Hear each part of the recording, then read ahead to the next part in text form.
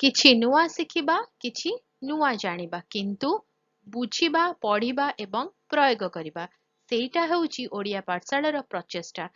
ଆପଣମାନଙ୍କୁ ସମସ୍ତଙ୍କୁ ସ୍ୱାଗତ ଓଡ଼ିଆ ପାଠଶାଳାକୁ। ଚାଲନ୍ତୁ ଆଜିର ଭିଡ଼ିଓରେ ଡିସ୍କସ୍ କରିବା ମାନବ ରକ୍ତ ବିଷୟରେ। ରକ୍ତ ମାନବ ଶରୀରର ସବୁଠାରୁ ଗୁରୁତ୍ୱପୂର୍ଣ୍ଣ ତରଳ ପଦାର୍ଥ ମଧ୍ୟରୁ ଗୋଟିଏ। ଏହାକୁ ପ୍ରାୟତଃ ଜୀବନର ନଦୀ କୁହାଯାଏ କାରଣ ଏହା ଆମକୁ ଜୀବିତ ଏବଂ ସୁସ୍ଥ ରଖିବା ପାଇଁ ଅନେକ ଜରୁରୀ କାର୍ଯ୍ୟ କରେ। ରକ୍ତ ଆମର ରକ୍ତବାହୀ ନଳୀ ମାଧ୍ୟମ ନିରନ୍ତର ପ୍ରଭାବିତ ହୁଏ ଏବଂ ଶରୀରର ପ୍ରତ୍ୟେକ କୋଷ ଏବଂ ଅଙ୍ଗକୁ ଅମ୍ଳଜାନ ଏବଂ ପୁଷ୍ଟିକର ପଦାର୍ଥ ଯୋଗାଇଥାଏ। ଏହା କାର୍ବନ ଡାଇଅକ୍ସାଇଡ୍ ଭଳି ଅପବ୍ୟବହାର ଉତ୍ପାଦ ଗୁଡ଼ିକୁ ମଧ୍ୟ ବାହାର କରେ ଏବଂ ସେଗୁଡ଼ିକୁ ବାହାର କରିବା ପାଇଁ ଫୁସ୍ଫୁସ୍ ଏବଂ ବୃକକ୍ ପରିବହନ କରେ। ରକ୍ତ ଚାରୋଟି ମୁଖ୍ୟ ଉପାଦାନରେ ଗଠିତ: ପ୍ଲାଜମା, ଲୋହିତ ରକ୍ତ କଣିକା ଆରବିସି, ଧଳା ରକ୍ତ କଣିକା ଡବ୍ଲ୍ୟୁବିସି ଏବଂ ପ୍ଲେଟଲେଟ୍ସ। ପ୍ଲାଜମା ହେଉଛି ତରଳ ଅଂଶ ଯାହା ସମଗ୍ର ଶରୀରରେ ପୁଷ୍ଟିକର ପଦାର୍ଥ, ହରମୋନ୍ ଏବଂ ପ୍ରୋଟିନ୍ ବହନ କରେ। ଲୋହିତ ରକ୍ତ କଣିକାରେ ହିମୋଗ୍ଲୋବିନ୍ ଥାଏ, ଏକ ବିଶେଷ ପ୍ରୋଟିନ୍ ଯାହା ଫୁସ୍ଫୁସ୍ରୁ ଶରୀରର ଅନ୍ୟାନ୍ୟ ଅଂଶକୁ ଅକ୍ସିଜେନ୍ ବହନ କରେ। ଧଳା ରକ୍ତ କଣିକା ଆମର ପ୍ରତିରକ୍ଷା ପ୍ରଣାଳୀର ଅଂଶ ଏବଂ ଶରୀରକୁ ସଂକ୍ରମଣ ଏବଂ ରୋଗ ବିରୁଦ୍ଧରେ ରକ୍ଷା କରିବାରେ ସାହାଯ୍ୟ କରେ।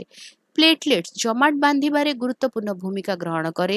ଯେତେବେଳେ ଆମେ ଆହତ ହେଉ ସେତେବେଳେ ସେମାନେ ଅତ୍ୟଧିକ ରକ୍ତସ୍ରାବକୁ ରୋକିଥାଏ। ରକ୍ତ ଶରୀରର ତାପମାତ୍ରା ନିୟନ୍ତ୍ରଣ କରିବାରେ ଏବଂ ଶରୀରର ପିଏଚ୍ ସନ୍ତୁଳନ ବଜାୟ ରଖିବାରେ ମଧ୍ୟ ସାହାଯ୍ୟ କରେ। ଏହା କ୍ଷତ ସୁସ୍ଥ କରିବା ଏବଂ ଜୀବାଣୁ ସହିତ ଲଢ଼ିବାରେ ଗୁରୁତ୍ୱପୂର୍ଣ୍ଣ। ଏ, ବି, এবি ଏବଂ ଓ ଭଳି ରକ୍ତ ଗୋଷ୍ଠୀ ଗୁଡ଼ିକ ଲୋହିତ ରକ୍ତ କଣିକାରେ ନିର୍ଦ୍ଦିଷ୍ଟ ଆଣ୍ଟିଜେନ୍ର ଉପସ୍ଥିତି କିମ୍ବା ଅନୁପସ୍ଥିତି ଦ୍ୱାରା ନିର୍ଣ୍ଣୟ କରାଯାଏ। ରକ୍ତଦାନ ଏକ ମହାନ କାର୍ଯ୍ୟ ଯାହା ଅନେକ ଜୀବନ ରକ୍ଷା କରିପାରିବ।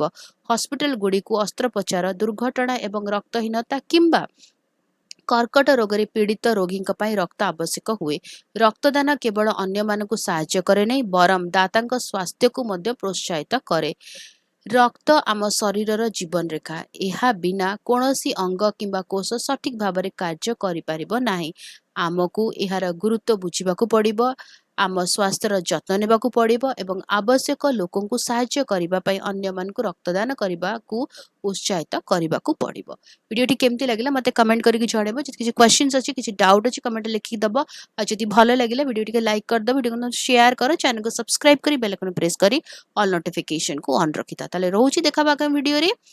ଭଲରେ ରୁହ, ସୁସ୍ଥରେ ରୁହ, ମୋତେ ଅନୁମତି ଦିଅ। Bye bye.